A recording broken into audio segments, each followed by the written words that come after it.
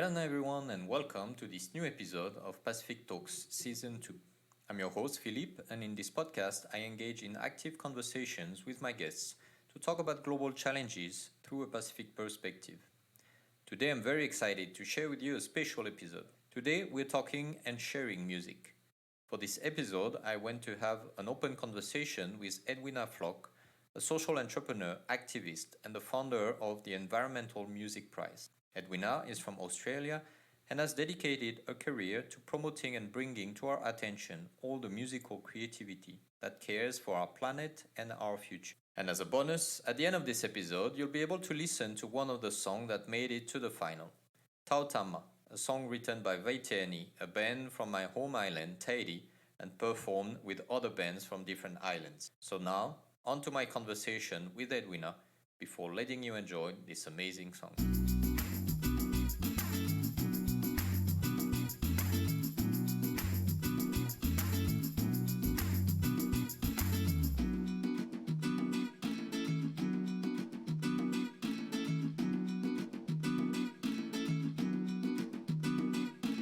Edwina, hello, and Ora Na. Welcome to the Pacific Talks. Ora Na, thank you very much for having me, Philip. So just to open up our discussion, can you just introduce yourself? Tell us a little bit about your story for our listeners. Sure. So my name's Edwina Floch. I'm the founder of the Environmental Music Prize. Um, my my backstory, I guess, is somewhat linked to to your podcast. I'm half Australian, half French, and I was actually conceived in Tahiti, where my parents got married. So I have a strong link to the Pacific Islands, and it's very much kind of part of my family history. My father also lived there in his teenage years, so I grew up with lots of Tahitian artifacts and pareo and things like that at home. And so I feel very a close connection to the Pacific and Tahiti and places like that. And obviously share the French culture as well. Yeah, and so I guess the Tahitian connection makes you also very close to music and all those forms of expressions as well. Yeah, well, I mean, definitely. We had actually Tahitian albums and things we would listen to. My father would play when I was a child at home. So I even, my parents won some dance competitions doing the tamure.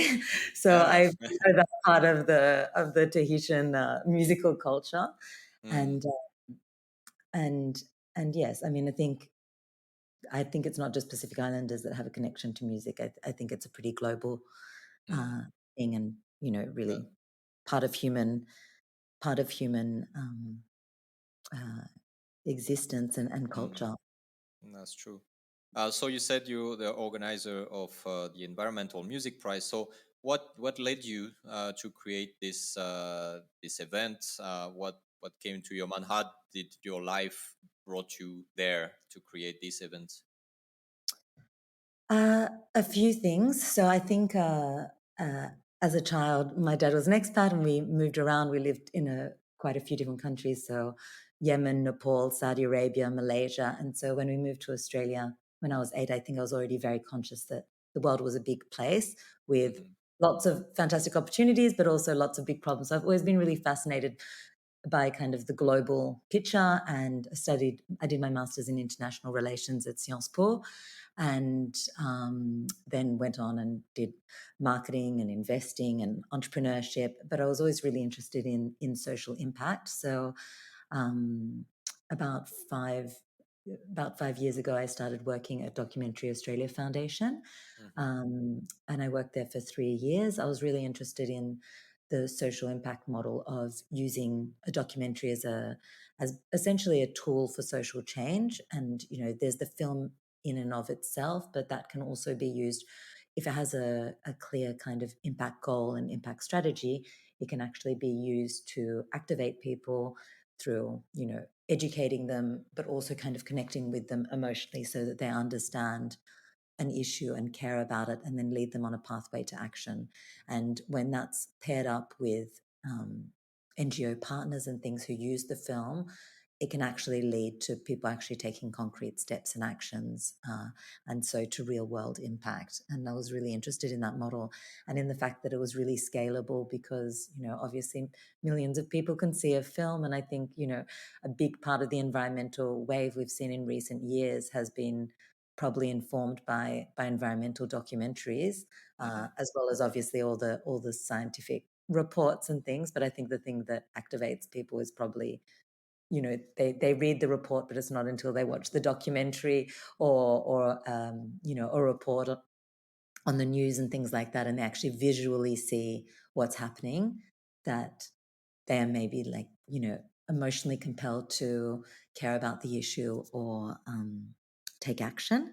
And Mm-hmm. so I'm also part of a group called Nexus, which is the largest group of young philanthropists in the world. And we were organizing a social change summit last year, and I got to interview Jane Goodall and some other climate leaders.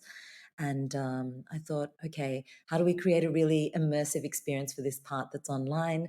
I want to play some environmental documentary trailers, and then I'll play some music videos, and that will really, emotionally prime people for these really important discussions that we're going to have. Mm-hmm. And so I had no shortage of great environmental, uh, you know, trailers and things like that from movies, and I typed environmental music, and I fell on some Earth Day playlists, and they referenced, you know, some fairly old songs, like songs by Mm. the Beatles and a song by Michael Jackson and Saltwater by John Lennon and, a few others. And I was like, this is crazy. Most of these songs are written more than 20 years ago. We're in the middle of a climate crisis. There's obviously like, vast volumes of music being created at the Mm-hmm. moment. Uh, and why is there not more contemporary music being referenced here? So I continued looking, and of course, I found some fantastic songs, but it was actually really hard to find them, and there were relatively few. And I thought, oh, it's just me, I must be completely out of touch. I'm missing something. There must be this massive body of like fantastic, not just kind of music by, what is perceived to be like greeny artists, but there must be all this other music that also touches on this issue. So I Mm. started discussing with Green Music Australia. That's the charity that is based in Australia and is working around making the music industry more sustainable. And the CEO was like, no, you're right. It's really, really niche. Unfortunately, like artists are not really um, creating that much music on these themes. And they did a bit of research on, there's a really, really popular in music competition in Australia called Triple J's Hottest 100, where they receive 3 million votes a year of, what are the kind of top songs of the year. And Mm. people get really involved in it. And so obviously it's not reflective of everything, but it's a pretty good barometer. And they looked back over the last 5 years, and there was only 1% of songs that actually referenced environmental Wow. issues. So that is a crazy statistic, considering that Mm. 75% of Australians are concerned about climate change. So it's a 75 times disconnect. Um, and so, we'd had a few discussions. It seems there's a bit of like a supply issue, and there's also a demand issue. Like Mm-hmm. artists were like, we want to create this music. We actually feel really passionate about it. But when we do, we often feel like, it doesn't really get supported either through the music industry, or it doesn't get picked up by the media. And there was like a little bit of disappointment on the artist side that they would put their, effort into what were really kind of emotional and important projects for them, and they felt that it wasn't really acknowledged or rewarded Mm. sufficiently. And so I decided to quit my job. I put forward Oh. the $20,000 to kickstart the prize, and so the Environmental Music Prize is a $20,000 Australian dollar prize Mm. that aims to amplify the voices of artists who inspire action for climate and conservation. And the uniqueness of the prize design is it needs to be a finished product, and it Mm-hmm. needs to be a music video. So coming back to my origin story about really believing in the power of Yeah. documentary, I think like that visual power is really important. But Mm. also then you have the song, the lyrics. I think a music video is a really powerful combo of um, music and film, and it packs a concise and emotional punch, and you can also add, you know, messages and text and lots of other things with it. So, Mm. so during the UN Climate Summit last year, we announced the prize as a call to action for artists to submit their music videos that celebrated nature or encouraged us to defend it, and and we received over 200 applications from all around Australia. So year one was focused on Australia, and in subsequent years we'll do an international prize. Hmm. But there was a really, fantastic diversity of artists in terms of age, in terms of musical style, in terms of, where they lived, what their background was. I got a lot of data through the application process. So, all the different, cultural backgrounds that Mm. obviously make up our multicultural nation. There were like 58 different cultural backgrounds that were represented, from like Filipino to Danish to Maori to, you know, Mm. Chinese. And so it was a really wonderful melting pot already of cultures and Mm. ideas. Nice. And then, Um, I have to say, and I don't know if you had that many similar reactions as mine, but when I discovered the price, I kind of like I never thought about it before, but when I heard about the price, I was like, yeah, obviously it makes sense. We need music to talk about climate change the same way that we can name so many songs about social issues, political issues, and all that. So, what was the reaction of the public, of the audience, about your price? Were they pretty much like me, like, yeah, it makes sense, but I never thought about it, or was it already like something that many people were looking for as you did on your own? absolutely, I have to say the reactions have been like overwhelmingly like massively positive. So, which has been the thing that, has sustained me through this year, and Sure. like doing it, just knowing that I was on the right track, and most importantly, the I mean, for me, the star benefactor of this needs to be the environmental movement, and the fact that very early on, some highly respected people jumped on board to, Mm. answer and encourage me straight away was a big one. So I wrote, when I had my first little concept deck, I wrote to Peter Garrett, the lead singer of Midnight Oil, who Mm. has not only been like a massive environmental advocate, and obviously has this mythical band that's done many environmental songs, but he was actually the environmental minister of Australia under the Labor Party um, many years back. And he wrote back straight away and said, "Look, I don't have time to be involved, but this is a great idea. You should definitely do it." So I kind of felt like God had spoken, and I should definitely keep going. And the CEO of Greenpeace as well, responded to my message straight away. And, within a week we had a meeting, and he was like, "Yes, you should definitely do this. We want to partner with you." So that was very, very strong confirmation. And in terms of the public, people are really excited. And obviously, at the end, we've got 24 songs we've highlighted. There have been so many more we would have liked to. Mm. But I think people like that curation element of like, okay, now we can go to this place, we can discover new music that's very diverse. So everyone's not going to like everything, but you can kind of self-select. We've created playlists and things like that, so people can go on to Spotify or Apple Music and, handpick the songs that resonate with them, and then find others and continue building kind of a playlist that inspires them and Mm. makes them want to, you know, matches their palette of feelings. And I think it's really important we have that as well, because I think when people first think about, like, environmental music, they're thinking about a protest song. Yeah. And obviously there's that element of like, you need those songs about like the anger and the frustration, but you also need songs that are sad or hopeful or joyous, or, and I think as the climate issues get ever more present, we're all going to go through like emotional waves of, hope and determination and despair. And so we kind of need songs that match those moments, Mm. and that. kind of emotional breadth. That's true. I have many questions to ask you, but let's keep focusing on the prize itself right now. And that was, and you actually started to answer that. But um, what was your biggest surprise about the songs that you received for this competition, and overall, were they more positive, optimistic, or really like more call to actions, or maybe rage or anger? Like, what was the overall dynamic or the overall motivation of artists who participated in the prize? Look, everyone was everyone was hugely motivated. So I mean, obviously, they're the ones that care. The ones that didn't apply were less motivated. But everyone who applied was really um, very.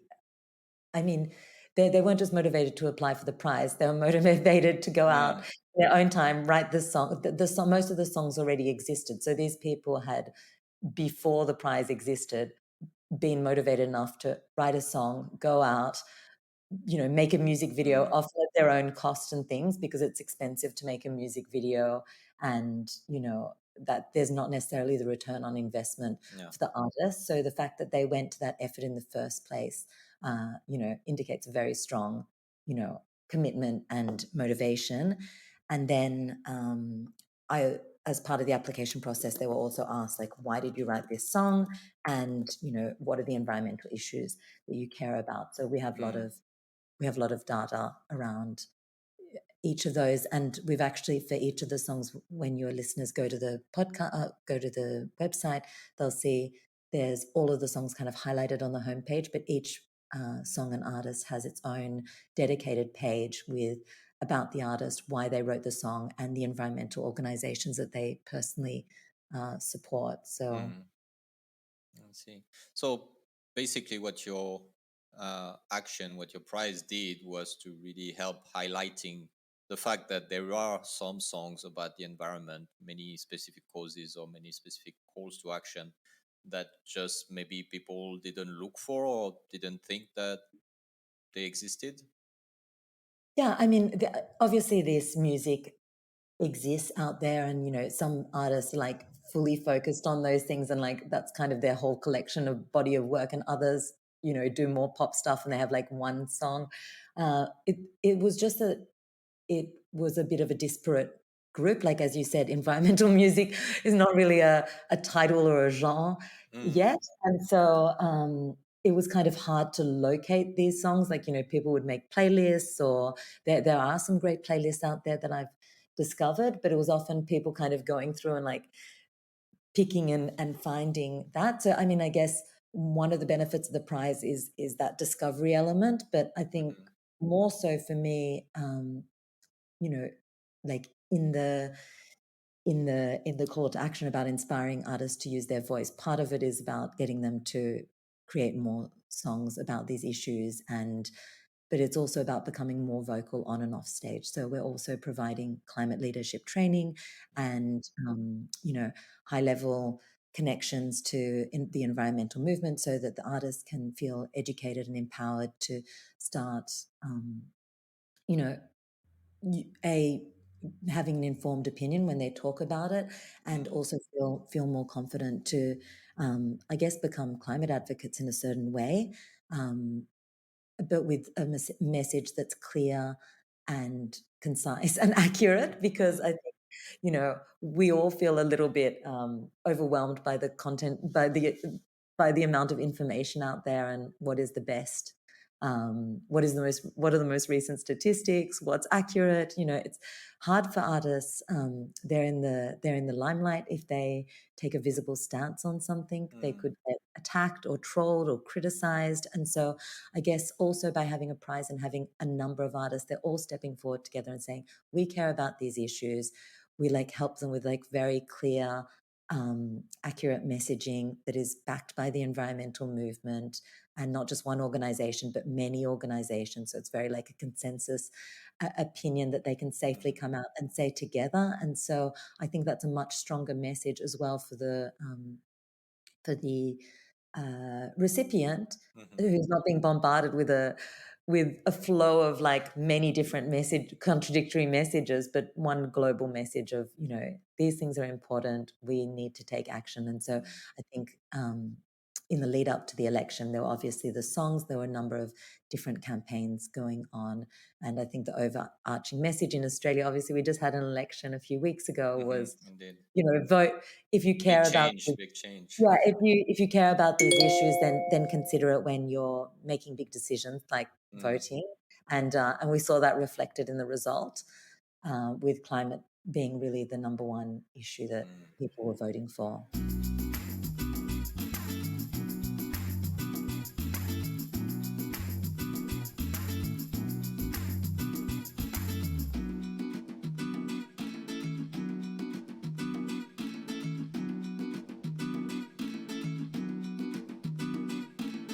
And so you were saying that when you started looking for environmental songs, you found some that were quite old already.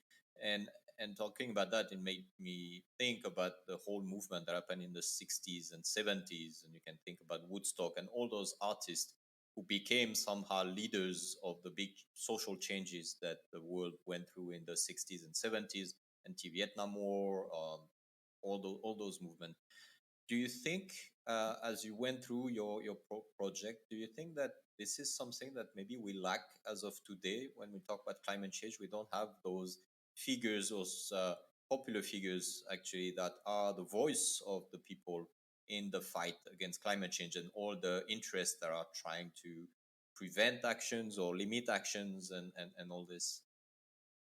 So yes and no.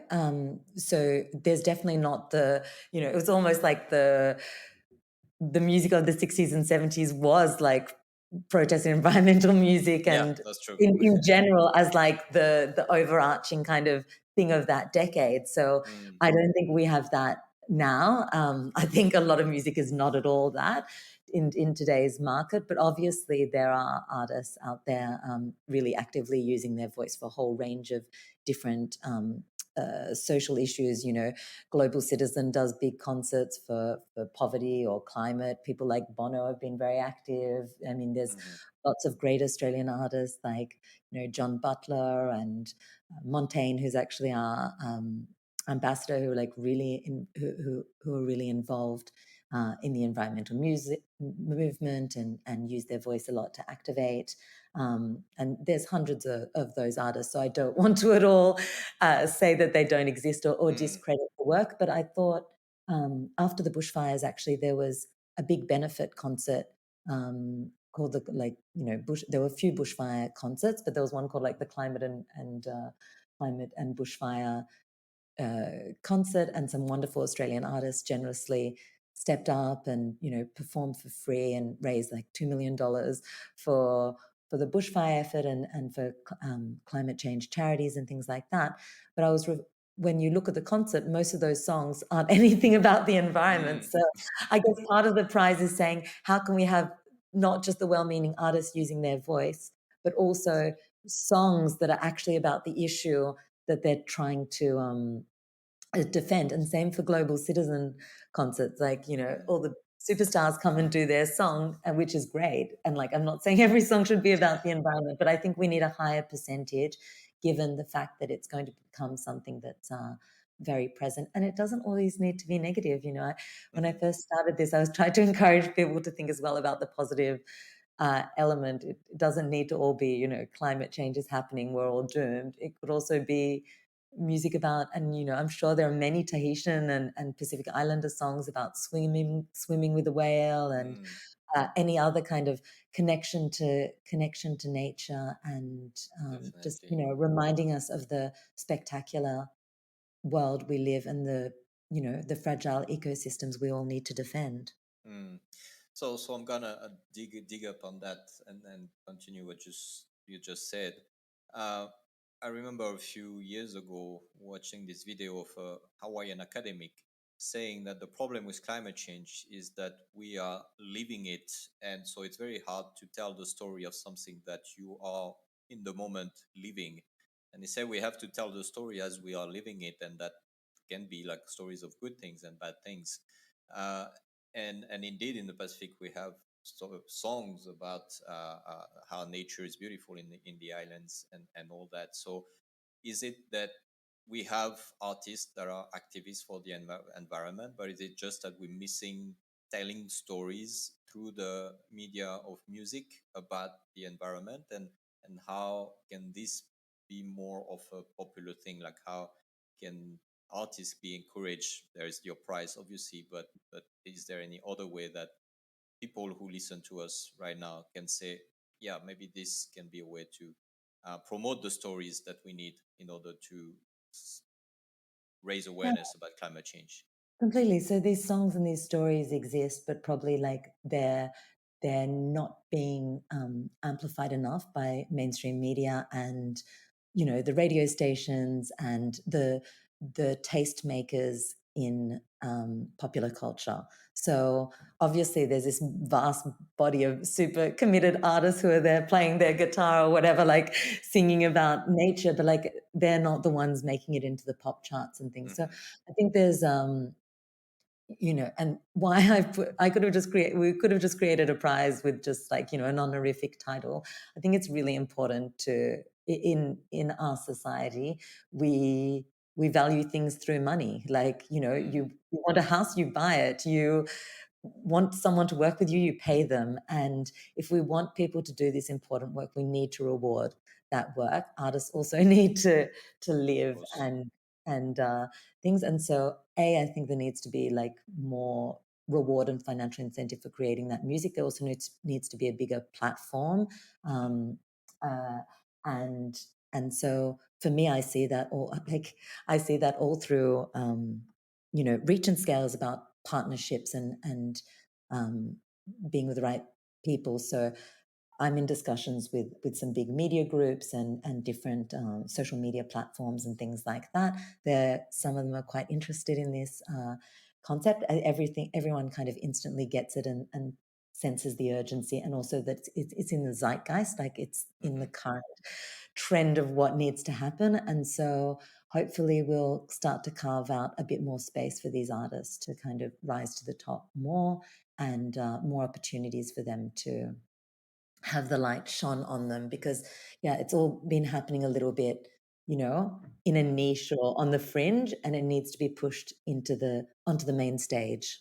Yeah, and so we can just hope that one of those artists become the next Rihanna or the next big sensation in terms of music, I mean, there are because big artists doing it now, like, Massive mm, Attack are huge environmental advocates. They've done I really encourage everyone to look at, they did a collaboration with Christiana Figueres around mm, climate change, but they were trying to put on a climate concert um, in the lead up to COVID, and they realized, you actually need to work at the city level. So they partnered with the City of Manchester and the Tyndall Research Centre. They produced like a 7-minute video around how you would create a sustainable concert. There's fantastic.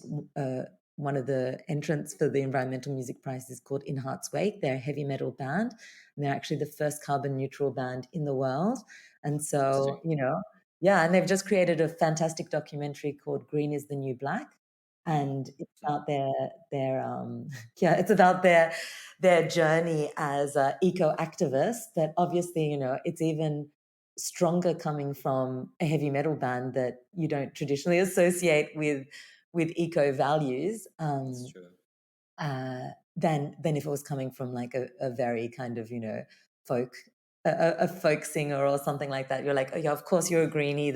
Mhm, Uh, that's kind of part of your genre. And so they kind of show how they got eco consultant in, or that they call their green accountant, and their earth accountant, who like measured all and tracked all their impact, and how they've become a carbon neutral band, even creating the first range of non-plastic vinyls for their mm, fans to be able to buy. So there's lots of exciting things happening. Coldplay as well, Billie Eilish, Aurora.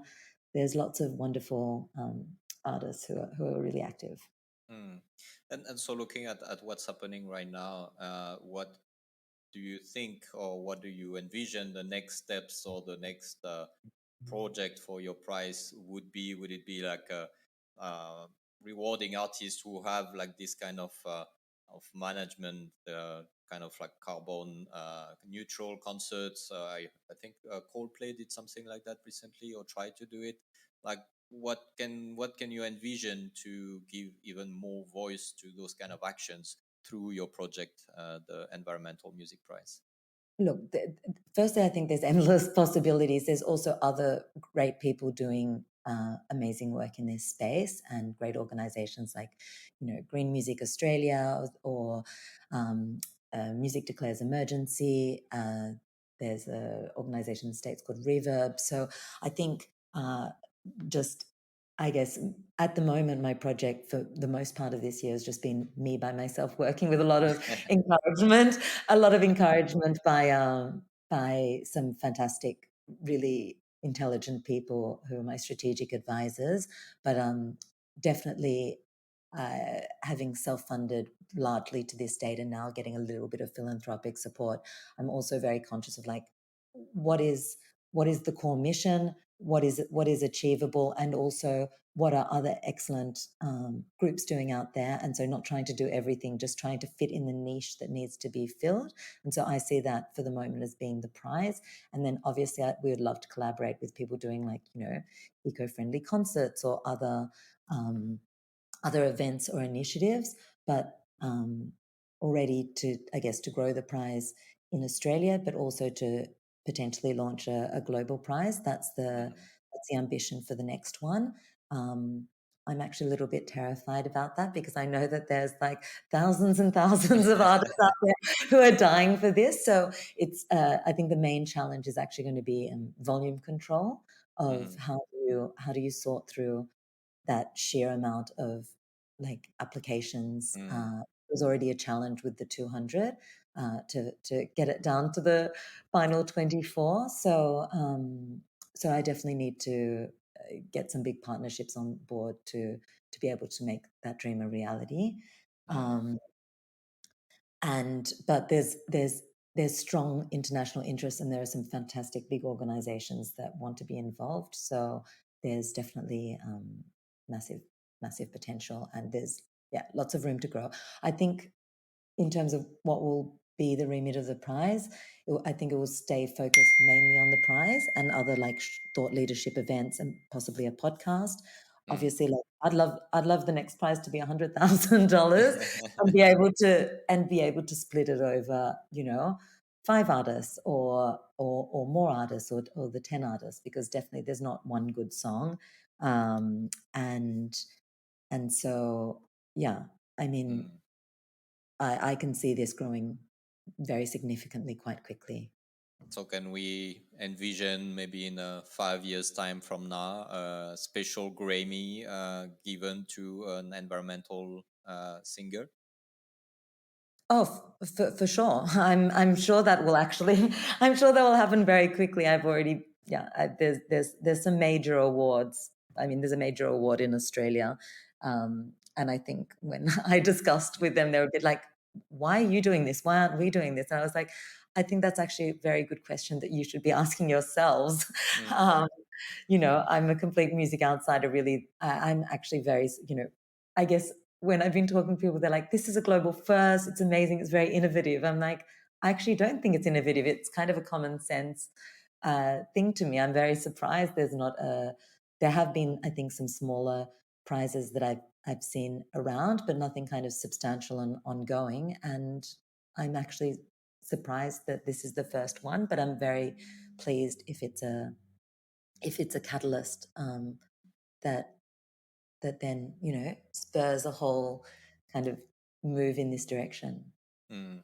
Indeed. And thinking about our own garden or our own ocean, the Pacific, uh, could this actually be also a good opportunity for Pacific artists to be known more globally? Because that's something that they used to do, talking about the environment in a positive way in their songs and art. So, would that be a good platform for not only develop our artists from the Pacific, but also to help raise the voice of the Pacific in terms of the discussion around climate change? Absolutely. So firstly, absolutely. I mean, if I had an endless treasure trove of money, like obviously there should be a major prize just for the Pacific Islands, Mm, and that would be a challenge actually. If there's a global prize of like, there will be so many different groups and different styles from all around the world, all with of really, course. important messages. But definitely, I mean, you're on the front lines of the climate crisis. Obviously, there are some fantastic advocates that have stepped up at UN forums and things like that. But that's one, using your voice on stage is one communication tool. Music, film, we need everything. And so definitely, definitely it's an opportunity to connect. I mean, we deliberately included a song about the Pacific Islands, and there were a few that entered. Um, I believe we might discuss it, or perhaps it's called uh, Ta'u Tama, and Mm. it's by Small Island Big Song, and no, yes, Small Island, Big Song. They're a collective of artists from all around the Pacific and Indian Oceans, and they have created a whole album of different works from Taiwan and Papua New Guinea and the Creole Islands and different places using their voice and their music to kind of highlight the kind of common connection across those islands and kind of concern around these issues. So I encourage your listeners to go and find their album and discover some of those songs. And there are many, many others out there.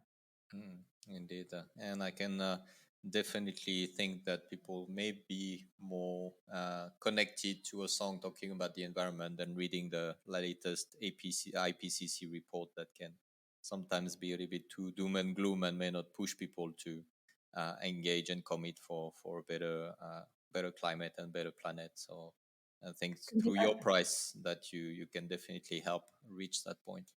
Yeah, so look, we need both.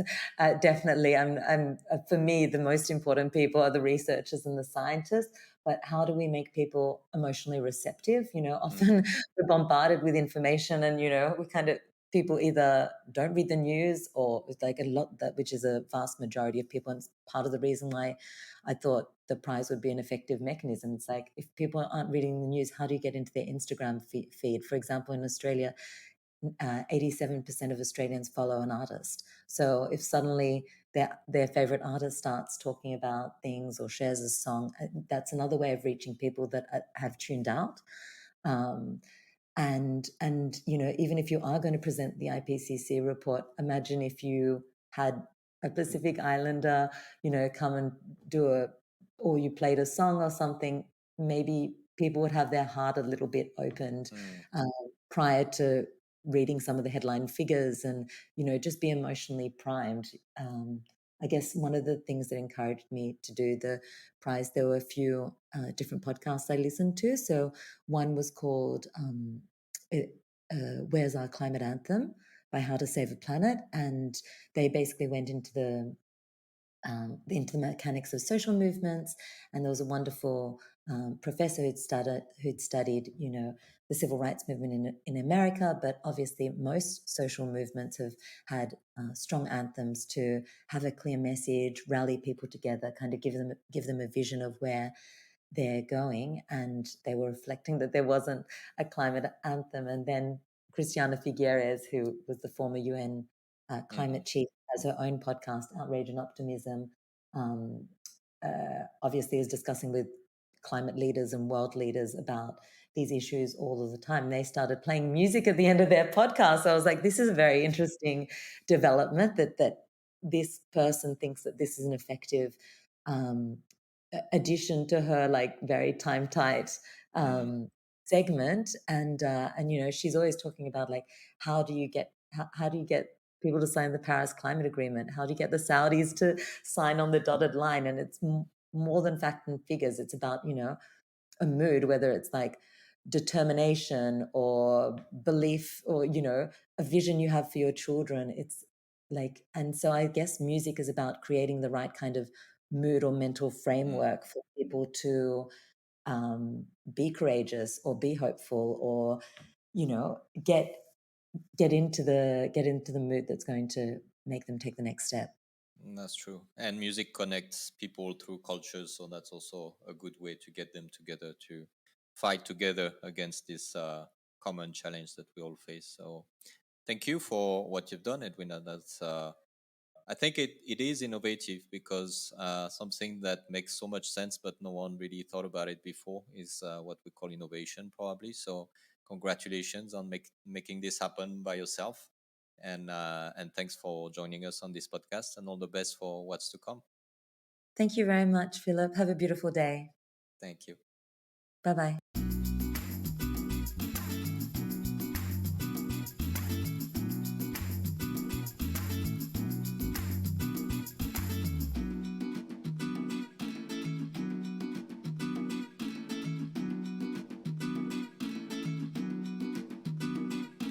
Now, as announced, it's time for you to listen to the song Tama.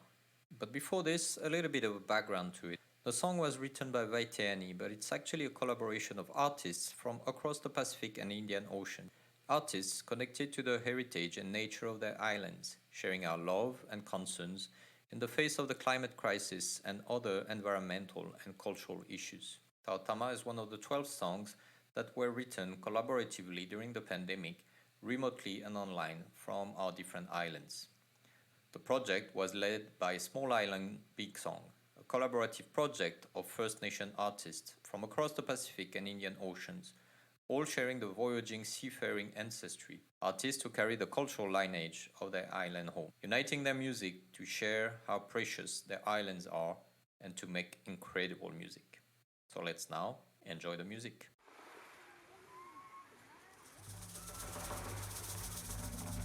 Song is Tama, which means my child. We ask a question to ourselves. What are we going to tell our children if we fail to protect our planet? Ya paremo te moana no u Ya marire te matai Ya paremo te moana no u Ya marire te matai Ya haya ta ue prau ya oe e ta utama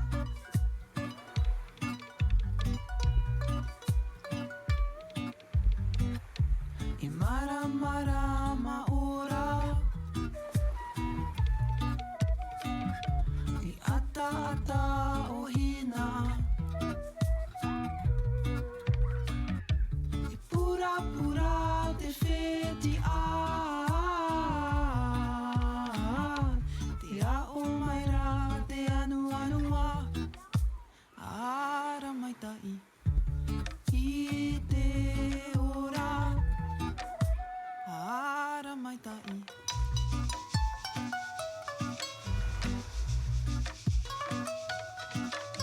E aro te mau no u Ia moro hi te a au Ia aro te mau no u Ia moro hi te a au Ia hai a ta ue prau ia oe e ta utama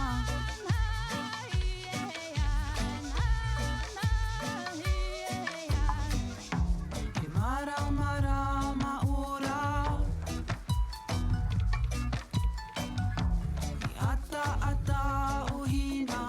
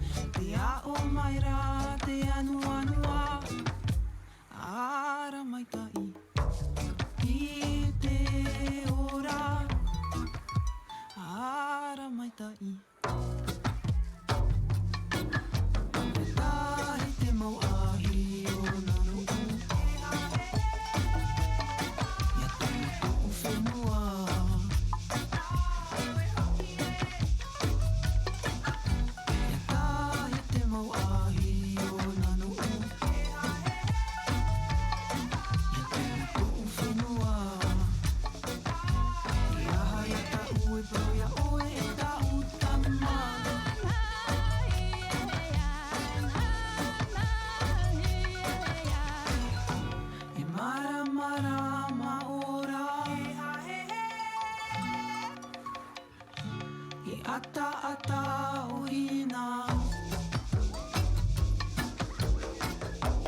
Pura pura te feti a. Te a o mai ra te anu anua. Ara mai tai. I te ora.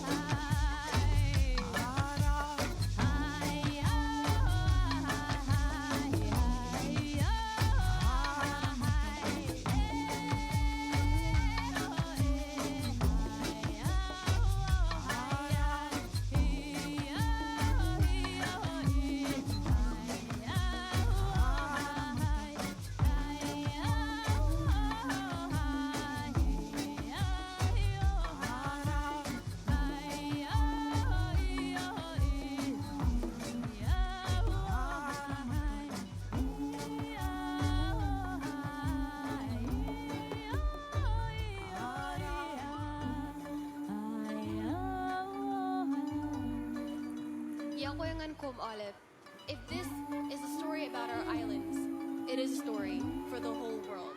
Ara mai tai.